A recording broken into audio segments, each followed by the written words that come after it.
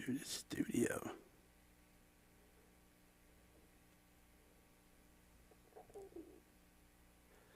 Hey, let's see if this working. I don't know. If this is working, we'll find out. Maybe. I don't know. Hopefully this will do it. It looks like I got a... Oh, there we go. Hey, don't know what happened. For some reason, I wasn't going through. I was not coming through. I have no idea what happened. Everything was normal. It just wasn't on the screen. I don't know where it was at. Don't know what was going on. That was weird. Hey, again, stuff happens, and I gotta tell you, I can't explain it. I cannot explain what went down at all. Everything went the way it normally does, and it just simply wasn't there. I do not know how or why. I don't know. Don't know what went on. So your guess is good as mine. But everything is the way it was. I wish I knew what happened. That was a new one. You know what? I get some of the weirdest stuff that happens. And I've told you this before. Some of the strangest stuff happens when I'm sitting behind this screen. And I literally have no idea what went on. I got no idea whatsoever. Hey, what's going on, y'all? Glad y'all can hang in there. If you were here a second ago, you would have saw that I wasn't here. But I was here. It just wasn't on the screen. And I don't have any clue as to what just happened. Something just didn't link up. So, anyway, that's what happened. I'm still getting surprises doing this, and it's been literally a year already. It's been a year doing this, and I'm still getting surprised by the things that happen behind this screen. There's always just some weird thing. So, bear with me. How you doing? Everything good? Trump's in Alaska. Yeah, Trump is in Alaska. Did you by any chance see him walking from the airplane? I thought the dude was gonna fall. He couldn't walk in a straight line. He was back and forth.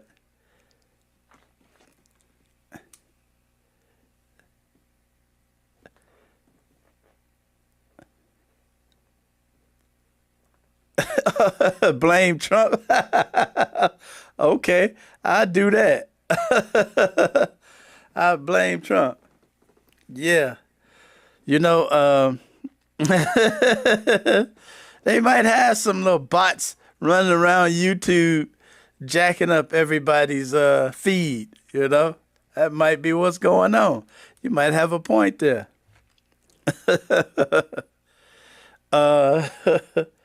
It was odd, I gotta say. But yeah, watching that dude walk from the airplane was really weird too. Y'all gotta see that. I'm pretty sure somebody's showing that, you know, that walk. That dude is not well. Anyway, Hey, a lot of times I'm telling y'all to wear y'all armor, buy y'all armor, and wear your armor. I'm always telling y'all to do this and learn to protect your house. Check this out. This what happened to one fella when there was an owner at home waiting on him. Check it out. Bro, I mean, I ain't gonna come back, man. My bad, man. I'm sorry, bro. I need food. Oh, bro, come on, bro. Good move. I got kids, bro. Now look, either we're gonna go back there and I'm gonna pick whip, or we're gonna call the police. Which one? Oh, man. Which one, bro? Man, quit. Nah, dog. We work hard for this. Come on, man. But we work too hard for this. Come on, man. Come on, man. I knew you don't have no. I got you on camera, dog. Man, let me make it, man. Now, I'm in that guy's way of thinking. Hey, want me to go back here and pistol whip you? Or we can call the cops. Which one is it? Shoot. Which one is it? Anyway.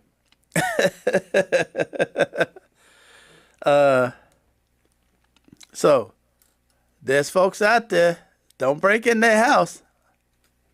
Don't break in their house. So tell me, I'm a little discombobulated right now. Bear with me, because I always have to regather my thoughts when some of this weird stuff happened that I'm not expecting. I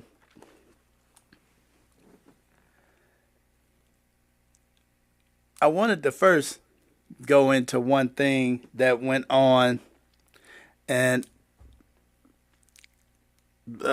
Ronnie, you got me thinking about this Trump guy over there in Alaska. This guy, I don't think he's going to be able to do anything with Putin. Putin is way too smart for this dude.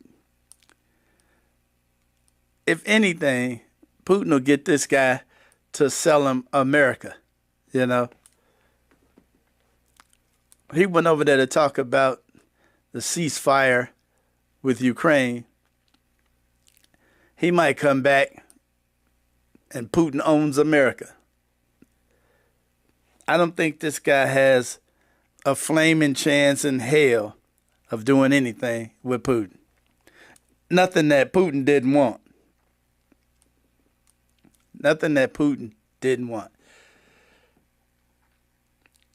For those that didn't know, Putin is ex-KGB. Okay? That should tell the story about the matchup between Putin and Trump. The matchup between Putin and Trump is Trump and KGB. Okay? That's like Trump and CIA. Okay? No matchup. No matchup whatsoever. So, we can assume, he's going to be longer delays. Yeah. That's all. I mean, first Trump said in 24 hours. Then he said give it a couple of weeks. Then he said 10 to 12 days. And now we in August, Yeah. So,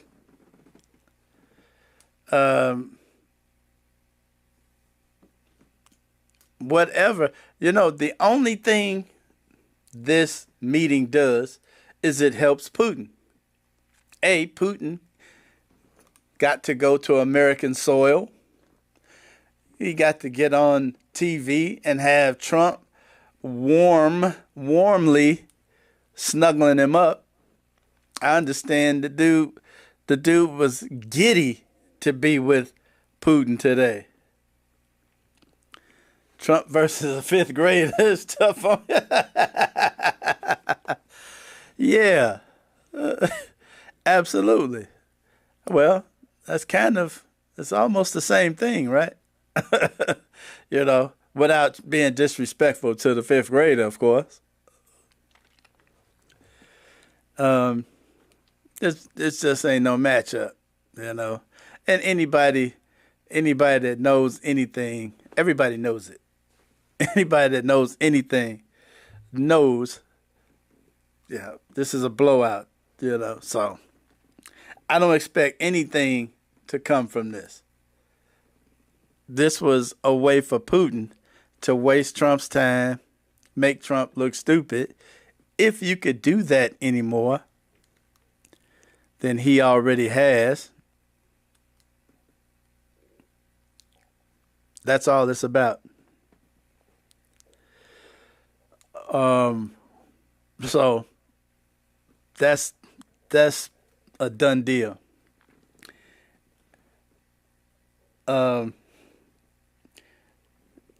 Just out of curiosity, did anybody see the Unruly guy that was on the plane recently and caused them to redirect the plane?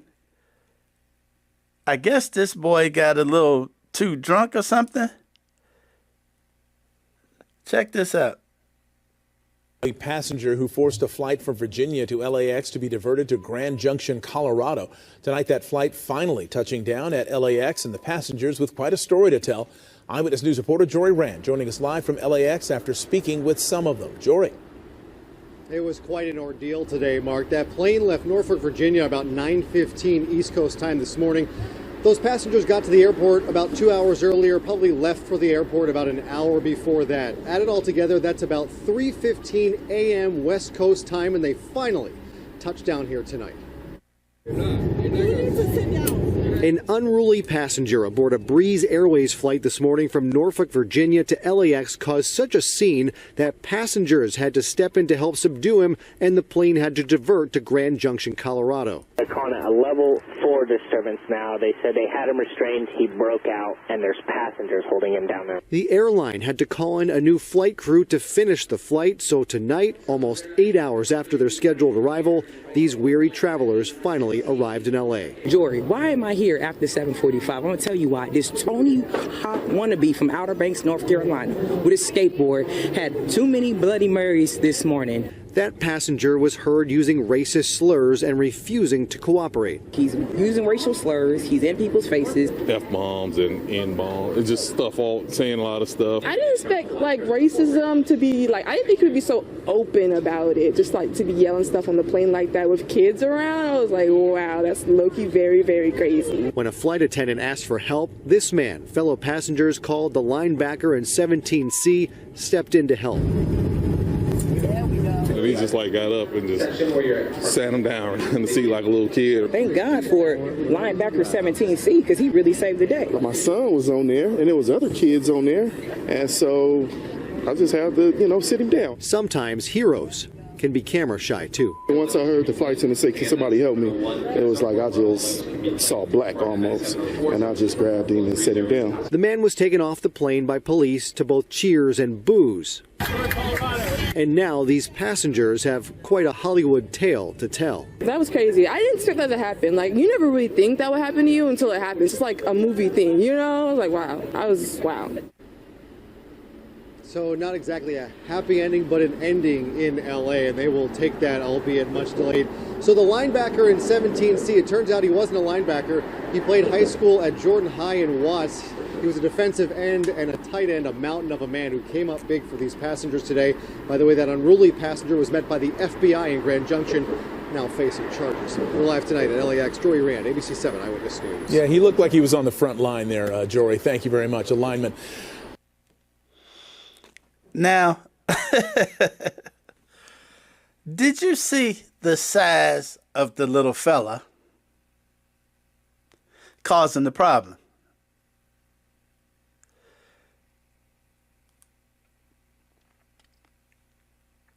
You are too little to be causing a problem. That dude picked him up like a little like a little baby doll and sat him down. I wonder,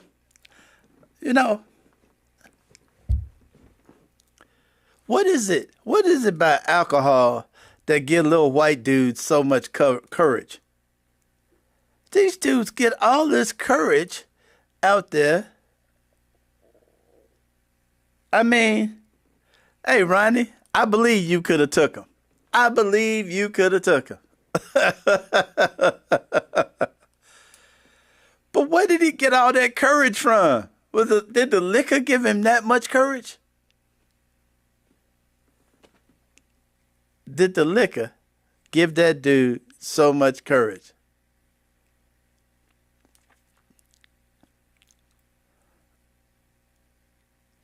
And did y'all see how big the brother was? The reporters was looking up at him. And the woman, she looked like she was freaked out. Like, look at this big motherfucker. I was like, oh my gosh. Fortunately, I ain't never been on a plane and had something like that happen. I just can't even imagine it. I can't imagine it. That's ridiculous. And he just gonna act crazy and talk crazy.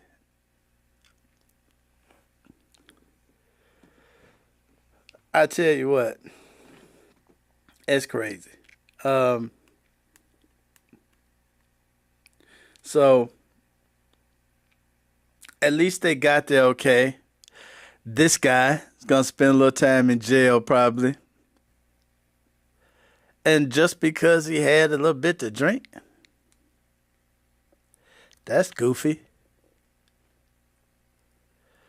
I don't even get it. But that seems to happen a lot on the airlines. You get these white dudes that get all this extra courage out of a bottle. And I guess, typically that guy is going to be a Trump supporter. You know the routine. We know the routine. Just one of them things. And I had one more that I wanted to share. And that was a situation right here close to home. And this one had me weirding out. A lot of folks have death wishes. But what gets me is they want to act a fool on a plane. You want to act a fool at 30,000 feet?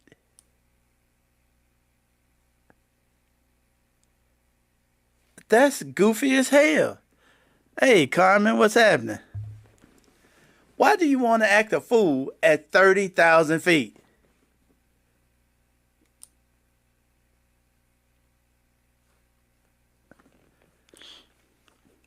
Man, talk about crazy. But, like I was saying, closer to home, right here in the Chicago area. Recently, I think back in April, let me check my notes. Back in June, a officer, Carlos Baker, you may have heard about it across the country. He shot his partner. Says it was a mistake. And I'm going to play this. But after shooting his partner in June, last Sunday, him and a couple of other cops were at a bar. One of the other cops was a female. His partner was a female that he shot. He had a female partner, shot and killed her, accidentally, at a scene.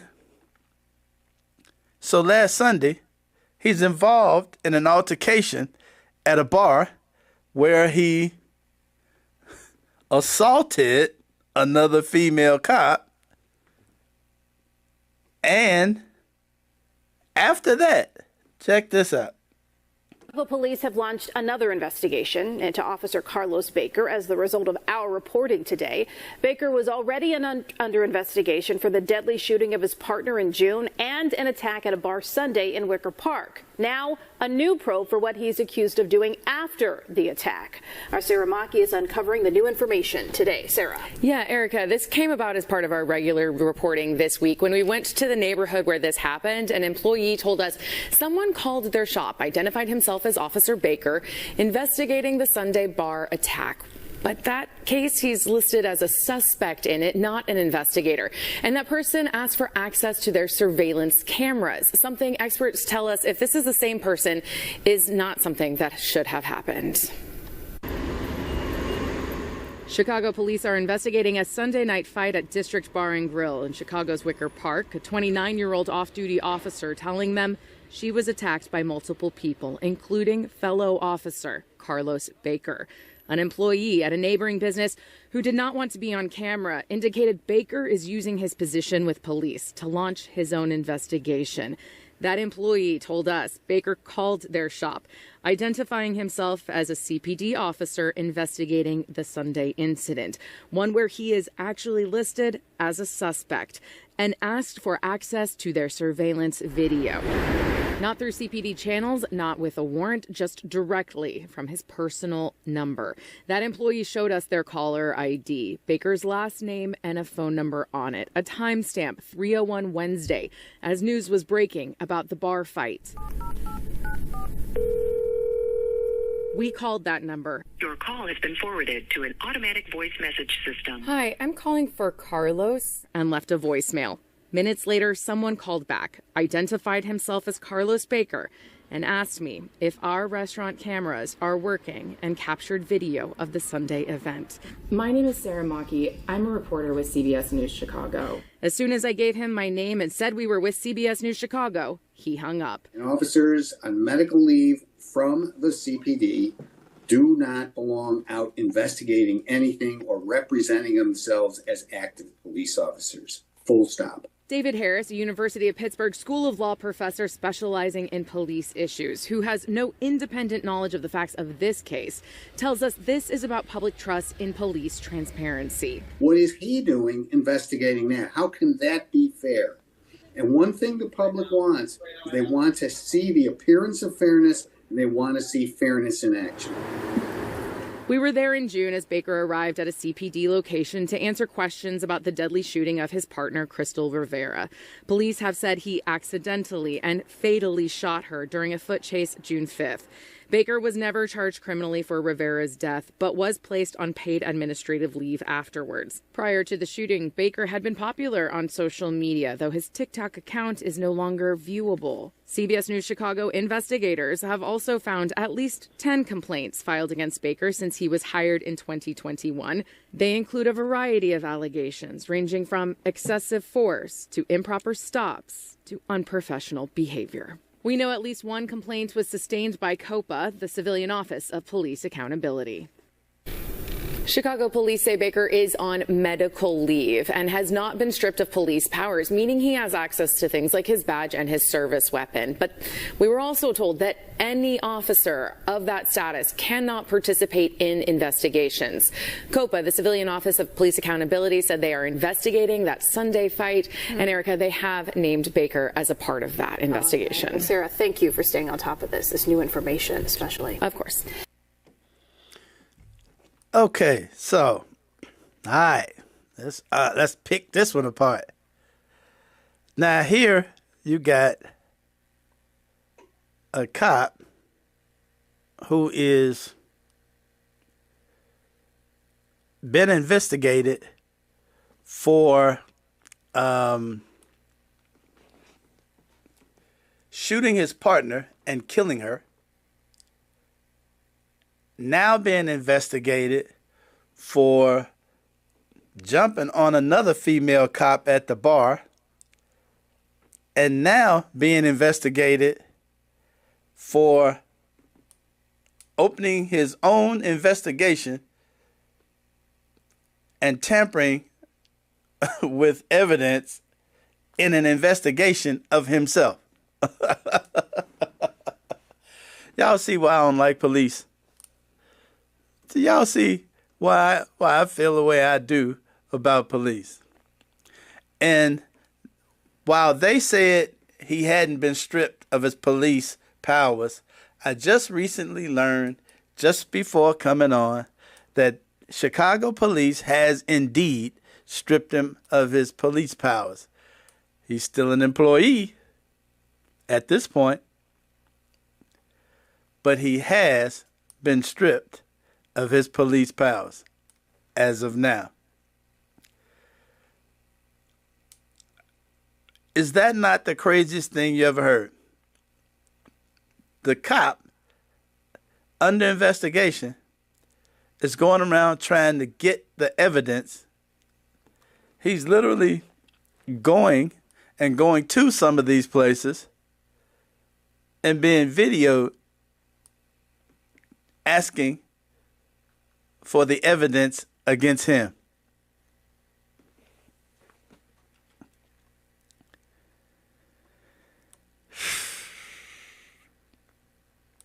Any thoughts? My thoughts are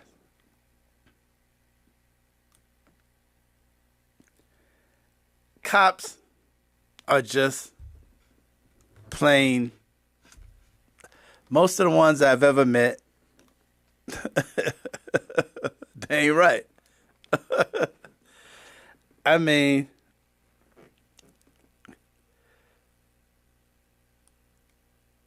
what took him so long to strip his police powers from him? You know, I think I would have stripped his powers the minute that the complaint came out from the other officer. And from this report, this dude has had 10 complaints in 4 years. Let's say that again. 10 complaints in 4 years.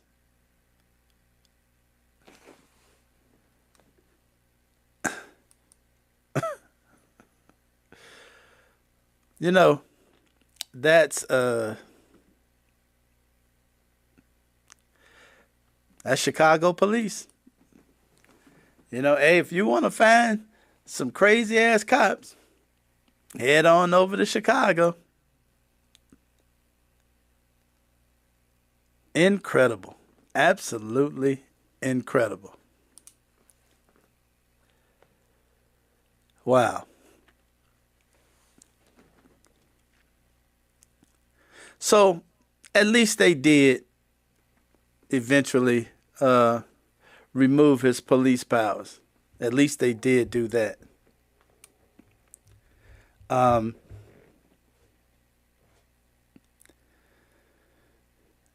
Hopefully, they will reopen this investigation that has been closed about him killing his partner, saying, you know, he shot her by mistake doing a foot chase.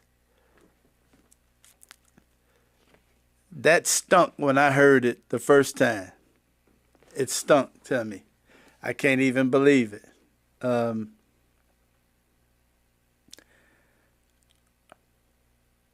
Not to mention, who in their right mind is going to want to be this dude's partner after this? Who they going to partner him up with? You killed your last partner. Of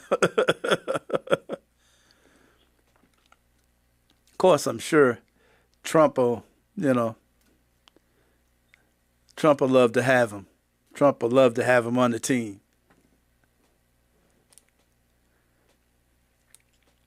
So, anywho,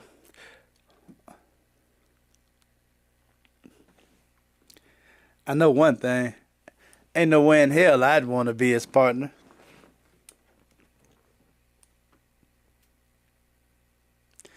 And apparently, he's got one hell of a distaste for women police.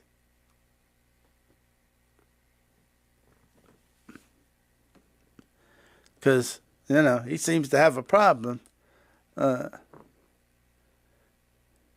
around there.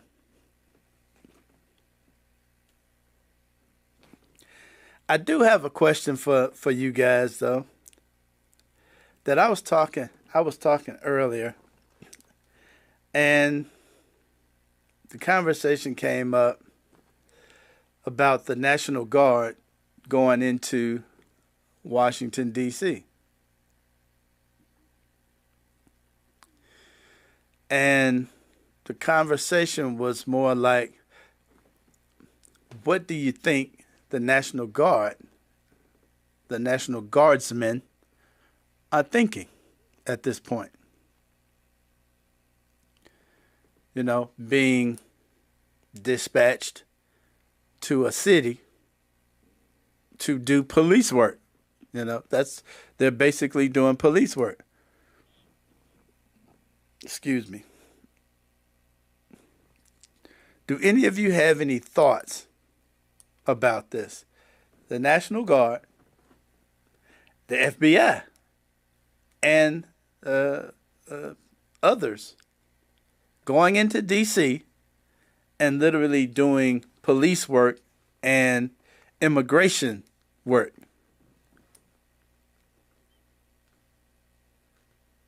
Do any of you have a thought on this? Let me know what you think.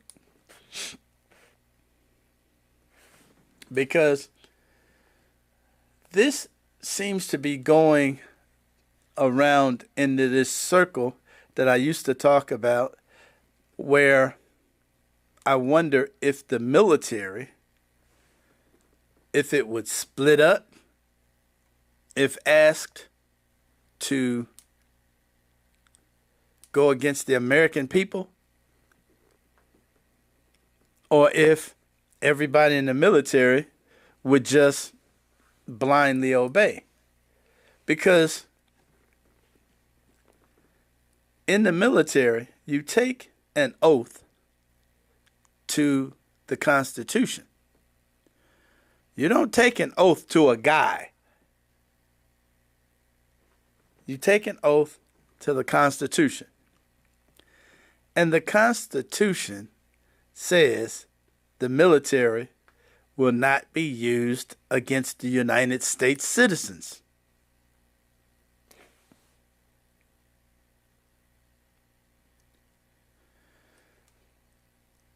Does anyone have any thoughts on whether or not the military would actually go against the United States citizens? Can't see them doing this long term. Think it's just temporary. Yeah, it's only supposed to be for 30 days. I think the National Guards feel I think the National Guard probably feel like that too. Yeah. And it's only supposed to be for 30 days, but Trump has already announced he intends to ask Congress to extend this. Well, if the Democrats have anything to do with it, will they extend it? I'm thinking the Democrats will probably not go along with this if it has to go through the Senate. I don't know. I think this has to go through both houses of Congress. So in the Senate, it will need 60 votes. There'll have to be 10 Democrats go along with this. Now, we all know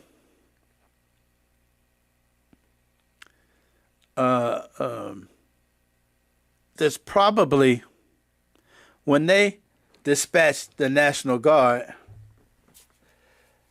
I wonder if they have taken a poll inside that group of guardsmen from that detachment to find out how many of them would assault a U.S. citizen if they had to.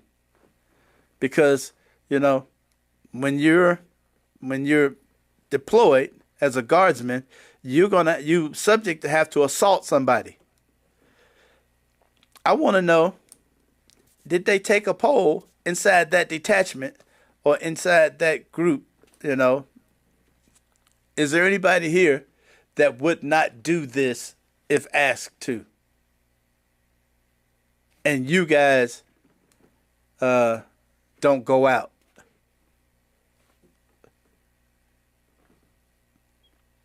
Did their command, you know, take a poll like that? Or did he say, hey, you all are in the guard, you are all deployed, go do your job? Now, my question is this. What if they're asked to attack some citizens that are just having a rally? You know, let's say there's a rally at the park, and this is a rally. Would these guardsmen attack the rally goers if they're asked, if they're commanded to do it? This I want to know. Because, see, this would be going in the direction of civil war.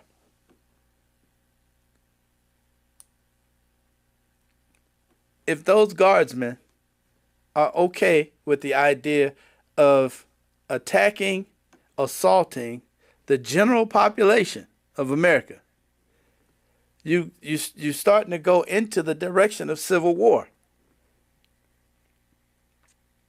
For those that don't know, during the Civil War, that is literally what happened. You would have people that are in the same household. You would have two brothers from the same household, or brother and father from the same household, split amongst whether one fought for one side in the war and the other one fought for the other side. There would be one person in the house that was for slavery and the other person completely against slavery. And they literally took sides and fought a war, an actual war.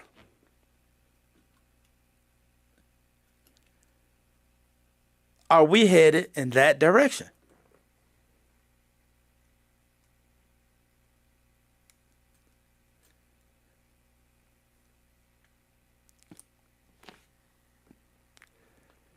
That's the question I have.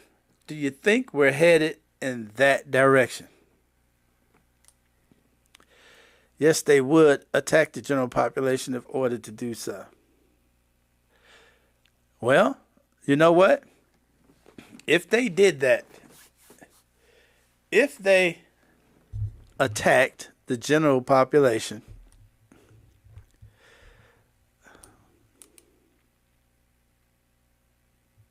I think that would start it. I think that would I think at that point, people would have to pick sides. I think at that point, people would have to literally choose sides. The people wouldn't have any choice, because at that point, you're just going to get trampled, or you're going to defend yourself.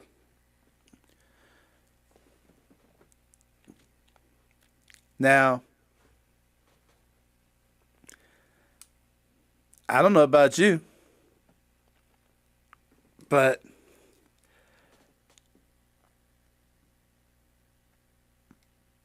that's kind of, it feels like We're right here. It feels like we're right here.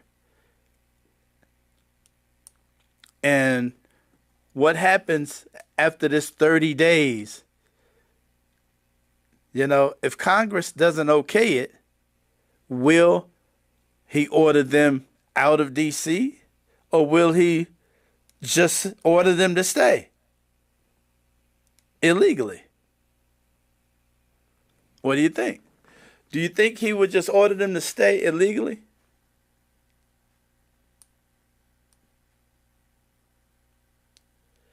I kind of think he would.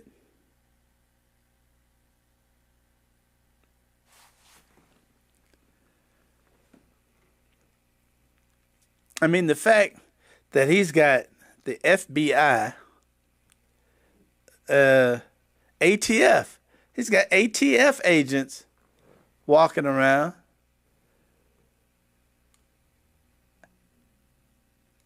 Doing police work. Now, another question that comes to my mind, same subject. If you have the FBI walking the streets doing police work in D.C., who's doing the FBI's normal job? Who's protecting us, you know, from the cyber criminals? You know, who's catching the fraudsters? You know? Who's investigating, you know, all the, you know, that real criminal shit? You know, the FBI, they investigate real criminal shit. Who's doing that if they walk in the streets of D.C.?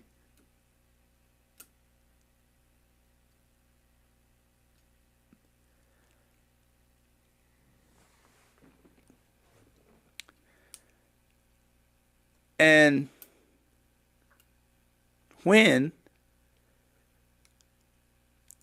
is America going to wake up and say, all right, enough is enough? When is America going to wake up and say that? Or will they ever wake up and say that?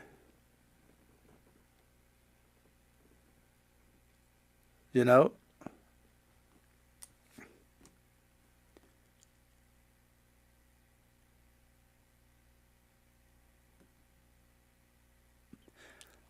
I tell you,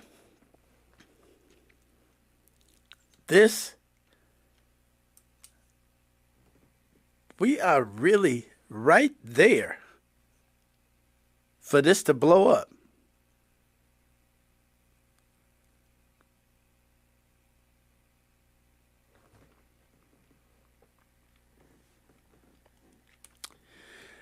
Well, that was my question. I would love to know what y'all think about that. Because I tell you what, we are in one hell of a fix right now. We're in one hell of a fix.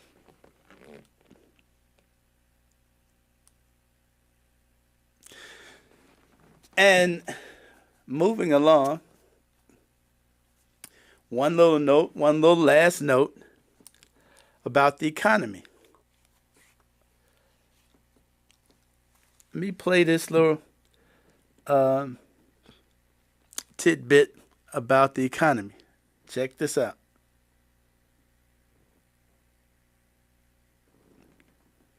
Where's my audio? They're waiting a few more minutes for some additional data to come in before they make that declaration. Now, by definition, we are technically in a recession when one of 5 or 6 different indicators have been hit. Facts have been hit.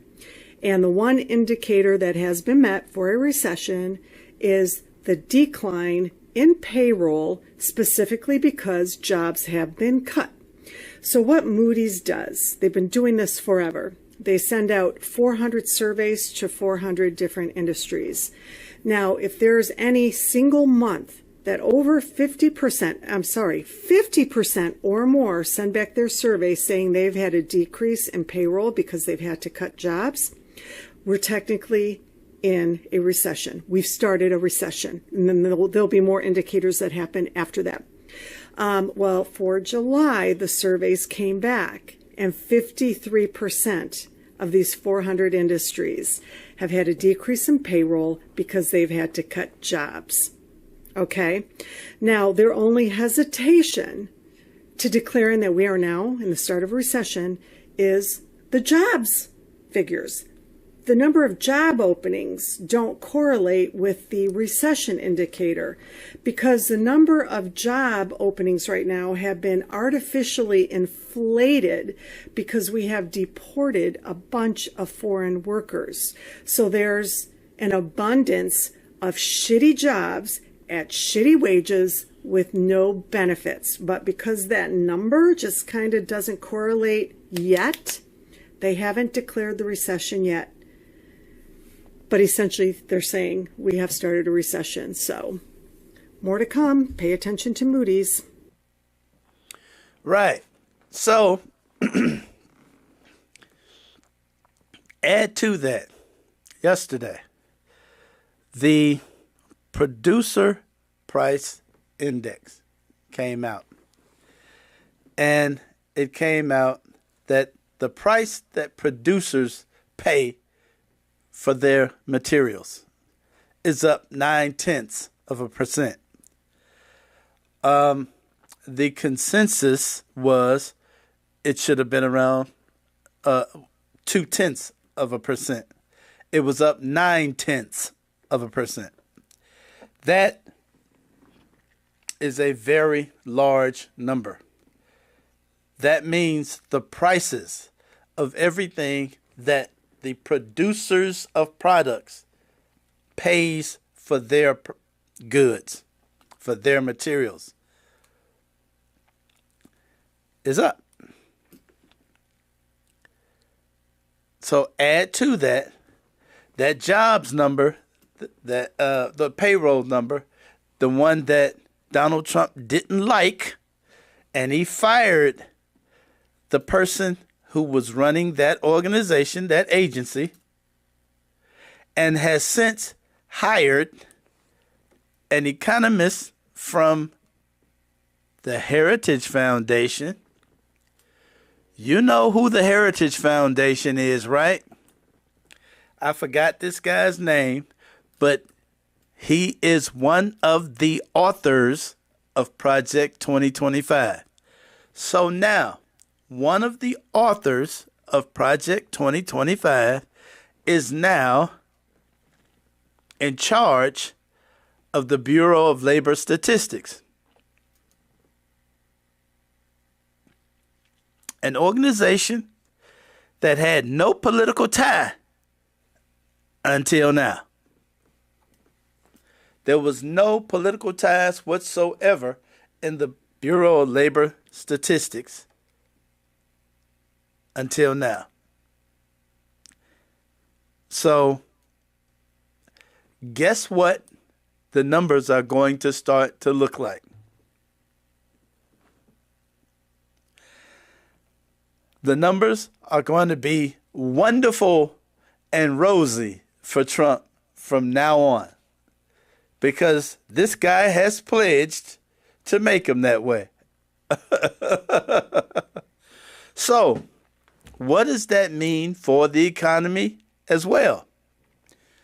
Well, if the person running the Bureau of Labor Statistics has already decided he's finna start doing something that no other head of that agency has ever done, he's finna start meddling in the numbers.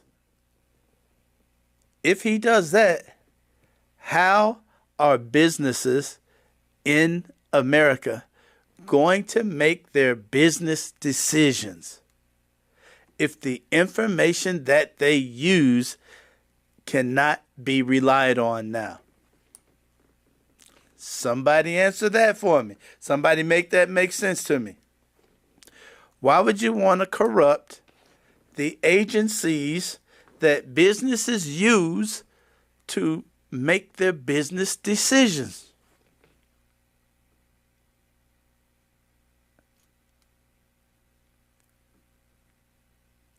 Somebody make that make sense to me.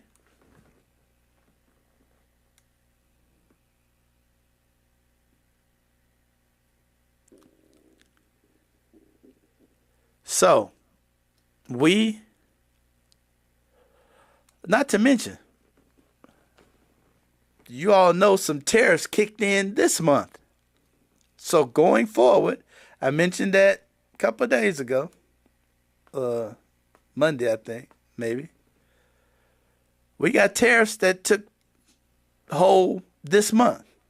So that's about to put pressure on the companies. They're going to be raising the prices.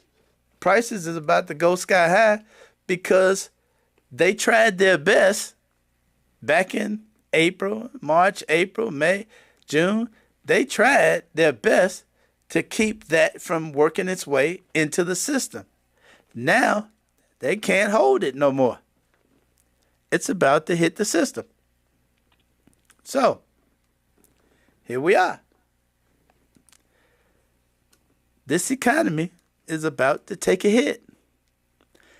And I have been looking at the bond market and I've been looking at the stock market, and they are completely disconnected with what's actually happening. I've never seen this before, and I've been looking at the stock markets and the bond markets for decades, and I've never seen it disconnected the way it is now. It's completely disconnected from anything that makes sense.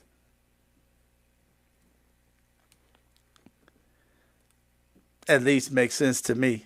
Other than the fact that, the big traders out there are just some money-hungry motherfuckers. Of course, that makes sense, But that's the way it is. This is one of the weirdest economic times that I've seen. Just plain weird. So, anyway, it's Friday, and I'm already hitting toward that 8 o'clock hour. For those of you that did not know, when I first came on, for some reason, there was literally nothing on YouTube. Everything was going on. It looked right. Where everything was here, the numbers all looked right.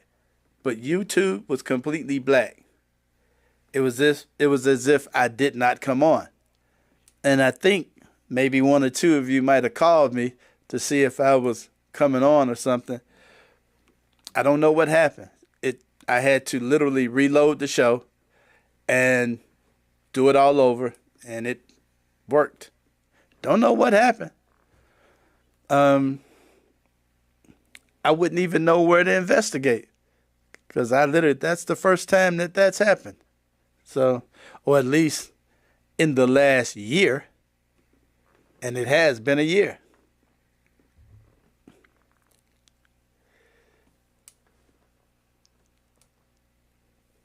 Well, everybody's about to be on the same page in a little bit.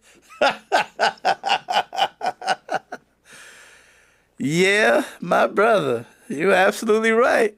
Everybody is about to be on the same page in a little bit, which is one of them things. I'm wondering if MAGA ever gonna catch on. Is the MAGA base ever gonna figure out, hey, we've been duped?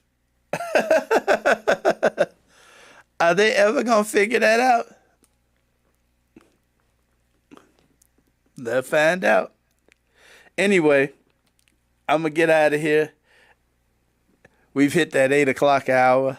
My first few minutes was somewhere out there in space. So anyway, again, as always, I want to say thanks for hanging out with me. I'll be back Monday. Today is Friday. Yes, I'll be back Monday. Want all y'all to have a healthy, happy weekend. And we'll be back. We'll be back again Monday. Yeah, that's it. Absolutely. So take it easy.